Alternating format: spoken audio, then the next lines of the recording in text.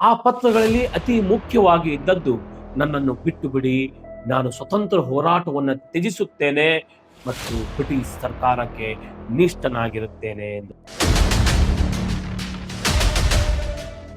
ಜೈಲಿನಿಂದ ಆಚೆ ಬಂದಂತ ಸಾವರ್ಕರ್ ಮತ್ತೆಂದು ಬ್ರಿಟಿಷ್ ವಿರೋಧಿ ಚಟುವಟಿಕೆಯಲ್ಲಿ ಅವರು ಭಾಗಿಯಾಗಲೇ ಇಲ್ಲ.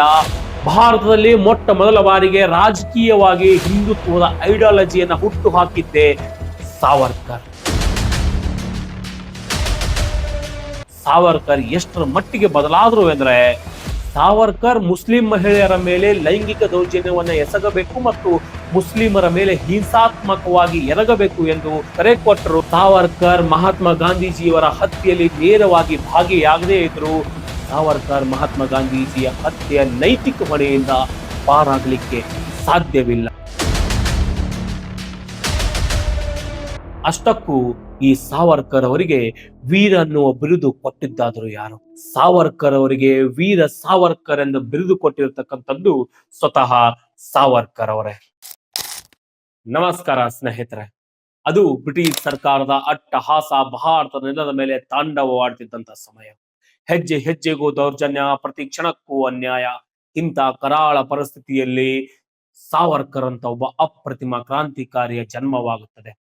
1883 ಮೇ 28ರಂದು ಮಹಾರಾಷ್ಟ್ರದಲ್ಲಿ ಜನ್ಮ ಪಡೆದುಕೊಂಡಂತ ವಿನಾಯಕ್ ದಾಮೋದರ್ ಸಾವರ್ಕರ್ ಹುಟ್ಟು ಹಠವಾದಿ ಕ್ರಾಂತಿಕಾರಿ ಮನುಷ್ಯ. ತಮ್ಮ 12ನೇ ವಯಸ್ಸಿಗೆ ಬ್ರಿಟಿಷರ ವಿರುದ್ಧ ಹೋರಾಟಕ್ಕೆ ಧುಮುಕಿದ್ರು. ಸಶಸ್ತ್ರ ಹೋರಾಟ ಒಂದೇ ಬದಲಾವಣೆ ತರಲಿಕ್ಕೆ ಸಾಧ್ಯ ಅಂತೇಳಿ ಗಾಢವಾಗಿ ನಂಬಿದಂತ ಸಾವರ್ಕರ್ ಬಾಲ ಗಂಗಾಧರ ತಿಲಕ ಮತ್ತು ಇಟಾಲಿಯನ್ ಹೋರಾಟಗಳಿಂದ ತುಂಬಾ ಪ್ರಭಾವಿತರಾಗಿದ್ರು.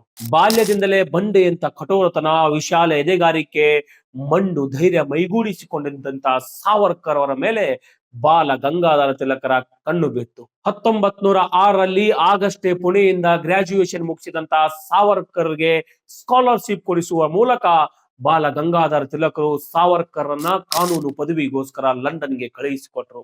1906ರಲ್ಲಿ ಲಂಡನ್ ತಲುಪಿದಂತ ಸಾವರ್ಕರ್ ಅಲ್ಲಿ ಇಂಡಿಯಾ ಹೌಸ್ ನಲ್ಲಿ ಉಳಿದುಕೊಂಡ್ರು. ಇಂಡಿಯಾ ಹೌಸ್ ಭಾರತೀಯ ಮೂಲದ ವಿದ್ಯಾರ್ಥಿಗಳಿಗೆ ಅದೊಂಥರ ಹಾಸ್ಟೆಲ್ ಆಗಿತ್ತು. ಬೇಸಿಕ್ಲಿ ಇಂಡಿಯಾ ಹೌಸ್ ಬ್ರಿಟಿಷರ ಕಣ್ಣ ಕೆಳಗೆ ಇದ್ದು ಬ್ರಿಟಿಷರ ವಿರುದ್ಧ ಸಂಚು ರೂಪಿಸುತ್ತಿದ್ದಂತ ಒಂದು ಸ್ಥಳವಾಗಿತ್ತು. ಸಾವರ್ಕರ್ ಇದೇ ಇಂಡಿಯಾ ಹೌಸ್ ನಲ್ಲೇ ಇದ್ದುಕೊಂಡು ಭಾರತೀಯ ಮೂಲದ ವಿದ್ಯಾರ್ಥಿಗಳನ್ನ ಒಂದುಗೂಡಿಸಿ ಬ್ರಿಟಿಷರ ವಿರುದ್ಧ ಕ್ರಾಂತಿಕಾರಿ ಹೋರಾಟಕ್ಕೆ ಸನ್ನದ್ಧರಾಗುವಂತೆ ಪ್ರೇರೇಪಿಸುತ್ತಿದ್ರು. ಈ ವಿಚಾರ ಬ್ರಿಟಿಷರಿಗೆ ನಿದ್ದೆಗೆಡಿಸಲಾರಂಭಿಸಿತು. ಬ್ರಿಟಿಷರು ಸಾವರ್ಕರ್ ವಿಚಾರಧಾರೆಗಳಿಂದ ಎಷ್ಟು ಹೆದರುಕೊಂಡಿದ್ರು ಅಂದ್ರೆ, ಸಾವರ್ಕರ್ ಅವರು ಲಂಡನ್ ನಲ್ಲಿ ಇದ್ದುಕೊಂಡು ಬರೆದಂತ 1857ರ ಸ್ವತಂತ್ರ ಸಮರ ಅಂತಕ್ಕಂತ ಪುಸ್ತಕವನ್ನ ಬಿಡುಗಡೆಯಾಗುವುದಕ್ಕಿಂತ ಮುಂಚೆ ಬ್ರಿಟಿಷ್ ಸರ್ಕಾರ ಆ ಪುಸ್ತಕವನ್ನ ಲಂಡನ್ ಮತ್ತು ಭಾರತದಲ್ಲಿ ಬಿಡುಗಡೆಯಾಗದಂತೆ ನಿಷೇಧ ಹೇರಿತು. ನಾನು ಮೊದಲೇ ಹೇಳದಂತೆ ಸಾವರ್ಕರ್ ಒಬ್ಬ ಹುಟ್ಟು ಹಠವಾದಿ ಮನುಷ್ಯ. ಸಾವರ್ಕರ್ ಆ ಪುಸ್ತಕವನ್ನ ಹ್ಯಾಲೆಂಡ್ಗೆ ತೆಗೆದುಕೊಂಡು ಹೋಗಿ ಪಬ್ಲಿಷ್ ಮಾಡೋದ್ರ ಮೂಲಕ ಆ ಪುಸ್ತಕದ ಪ್ರತಿಗಳನ್ನ ಕಳ್ಳ ಮಾರ್ಗದಲ್ಲಿ ಭಾರತಕ್ಕೆ ತಲುಪಿಸಿದರು. ಭಾರತ ತಲುಪಿದಂತ ಆ ಪುಸ್ತಕ ಭಾರತದ ಹಾದಿಯಲ್ಲಿ ಕ್ರಾಂತಿಕಾರಿಗಳನ್ನ ಹುಟ್ಟು ಹಾಕ್ತು. ಆ ಪುಸ್ತಕವನ್ನ ಓದಿ ಕ್ರಾಂತಿಕಾರಿ ಮಾರ್ಗವನ್ನು ಹಿಡಿದಂತವರಲ್ಲಿ ಭಗತ್ ಸಿಂಗ್, ಸುಖದೇವ್, ರಾಜ್ಗುರು, ಚಂದ್ರಶೇಖರ್ ಆಜಾದ್, ಸುಭಾಷ್ ಚಂದ್ರ ಬೋಸ್ ನಂತ ಮುಂತಾದವರು.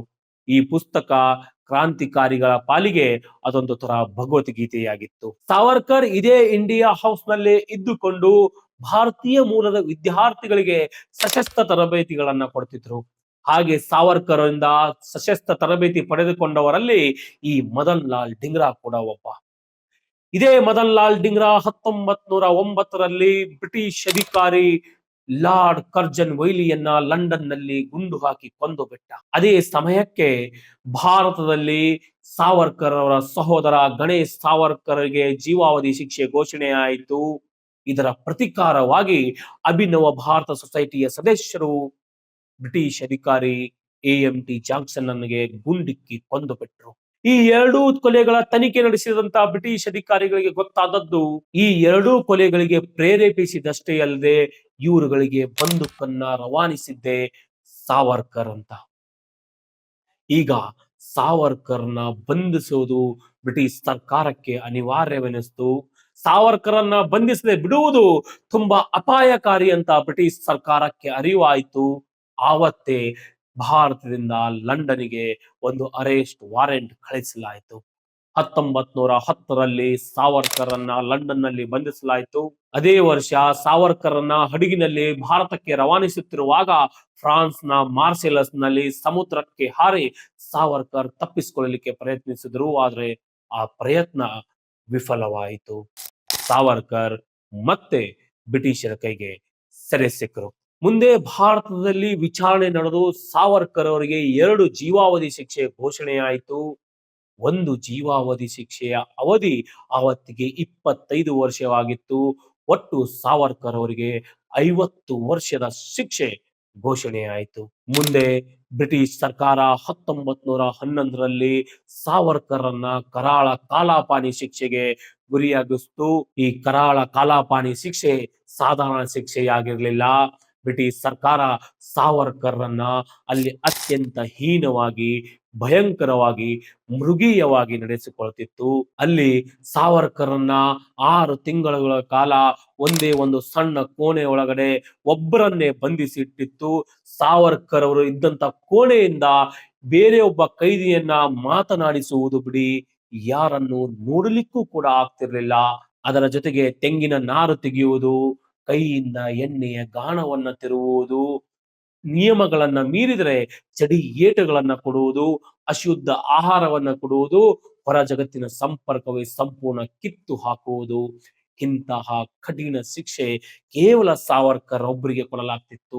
ಕಾರಣ ಬ್ರಿಟಿಷ್ ಸರ್ಕಾರ ಸಾವರ್ಕರ್ ಅವರಿಗೆ ಡಿ ಗ್ರೂಪ್ ಅಪರಾಧಿ ಅಂದ್ರೆ ಡೇಂಜರಸ್ ಅಪರಾಧಿ ಅಂತ ಗುರುತಿಸಿತ್ತು. ಇನ್ನು ಸಾವರ್ಕರ್ ಅವರ ಬಗ್ಗೆ ಅತಿಯಾಗಿ ಚರ್ಚೆ ಮತ್ತು ವಿಮರ್ಶೆಯಾಗುವಂತ ಒಂದು ವಿಚಾರವಂದ್ರೆ ಅದು ಸಾವರ್ಕರ್ ಅವರು ಇದೇ ಕಾಲಾಪಾನಿ ಶಿಕ್ಷೆ ಅನುಭವಿಸುತ್ತಿರುವ ಸಂದರ್ಭದಲ್ಲಿ ಬ್ರಿಟಿಷ್ ಸರ್ಕಾರಕ್ಕೆ ಬರೆದಂತ ಪತ್ರಗಳ ಬಗ್ಗೆ.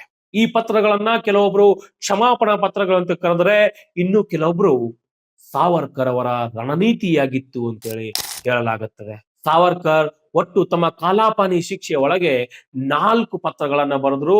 ಮತ್ತೆ ತಮ್ಮ ಕುಟುಂಬದಿಂದ 2 ಪತ್ರಗಳು, ಒಟ್ಟು 6 ಪತ್ರಗಳು ಸಾವರ್ಕರ್ ಇಂದ ಬ್ರಿಟಿಷ್ ಸರ್ಕಾರಕ್ಕೆ ಸಲ್ಲಿಸಲಾಗಿತ್ತು. ಆ ಪತ್ರಗಳಲ್ಲಿ ಅತಿ ಮುಖ್ಯವಾಗಿ ಇದ್ದದ್ದು, ನನ್ನನ್ನು ಬಿಟ್ಟು ಬಿಡಿ, ನಾನು ಸ್ವತಂತ್ರ ಹೋರಾಟವನ್ನ ತ್ಯಜಿಸುತ್ತೇನೆ ಮತ್ತು ಬ್ರಿಟಿಷ್ ಸರ್ಕಾರಕ್ಕೆ ನಿಷ್ಠನಾಗಿರುತ್ತೇನೆ ಎಂದು. ಈ ಪತ್ರಗಳನ್ನ ದೇಶದಲ್ಲಿ ಒಂದು ದೊಡ್ಡ ವರ್ಗ ಕ್ಷಮಾಪಣಾ ಪತ್ರಗಳು ಅಂತೇಳಿ ಕರೆಯಲಾಗುತ್ತದೆ. ಮತ್ತು ಇದೇ ಕಾರಣಕ್ಕೆ ಸಾವರ್ಕರ್ರನ್ನ ಹೇಡಿ ಅಂತೇಳಿ ಕೂಡ ಸಂಬೋಧಿಸಲಾಗುತ್ತದೆ. ಆದ್ರೆ ಸಹಜವಾಗಿ ಇಲ್ಲೊಂದು ಪ್ರಶ್ನೆ ಹುಟ್ಟುಕೊಳ್ಳುತ್ತದೆ, ಇಂಥ ಪತ್ರಗಳನ್ನ ಬರೆದದ್ದು ಕೇವಲ ಸಾವರ್ಕರ್ ಅವರು ಒಬ್ಬರೇನಾ? ಇಲ್ಲ ಸ್ನೇಹಿತರೆ, ಇಂಥ ಪತ್ರಗಳನ್ನ ಸಾಕಷ್ಟು ಜನರು ಸಾಕಷ್ಟು ಬಾರಿ ಬ್ರಿಟಿಷ್ ಸರ್ಕಾರಕ್ಕೆ ತಮ್ಮನ್ನ ಜೈಲಿನಿಂದ ಬಿಡುಗಡೆಗೊಳಿಸುವಂತೆ ಸಾಕಷ್ಟು ಪತ್ರಗಳನ್ನ ಬರೆದಿದ್ದಾರೆ. ಅವರುಗಳ ಪೈಕಿ ಸಚೀಂದ್ರನಾಥ್ ಸನ್ಯಾಲ್, ಬಾಲ ಗಂಗಾಧರ ತಿಲಕ, ಶ್ರೀಪಾದ್ ಅಮೃತ್ ಡಾಂಗೆ ಸೇರಿದಂತೆ ಕಾಕೋರಿ ಪ್ರಕರಣದ ಅಪರಾಧಿಗಳ ಪರವಾಗಿ ಎಂ ಮಾಳವೀಯ ಅಷ್ಟೇ ಅಲ್ಲದೆ 1920ರಲ್ಲಿ ಸ್ವತಃ ಮಹಾತ್ಮ ಗಾಂಧೀಜಿಯವರೇ ಇದೇ ಸಾವರ್ಕರ್ ಮತ್ತು ಸಾವರ್ಕರ್ ಸಹೋದರರನ್ನ ಬಿಡುವಂತೆ ಕೋರಿ ಬ್ರಿಟಿಷ್ ಸರ್ಕಾರಕ್ಕೆ ಒಂದು ಪತ್ರವನ್ನ ಬರೆದಿದ್ರು. ಆದ್ರೆ ಸ್ನೇಹಿತರೆ, ಭಾರತದ ಇತಿಹಾಸದಲ್ಲಿ ಈ ಯಾವ ಪತ್ರಗಳನ್ನು ಕ್ಷಮಾಪಣೆ ಪತ್ರ ಅಂತೇಳಿ ಕರೆಯಲಾಗುವುದಿಲ್ಲ ಮತ್ತು ಇವರು ಯಾರನ್ನು ಕೂಡ ಹೇಡಿ ಅಂತಲೂ ಕೂಡ ಕರೆಯುವುದಿಲ್ಲ. ಈ ಬಿರುದು ಕೇವಲ ಸಾವರ್ಕರ್ ಒಬ್ಬರಿಗೆ ಸಿಗುತ್ತದೆ.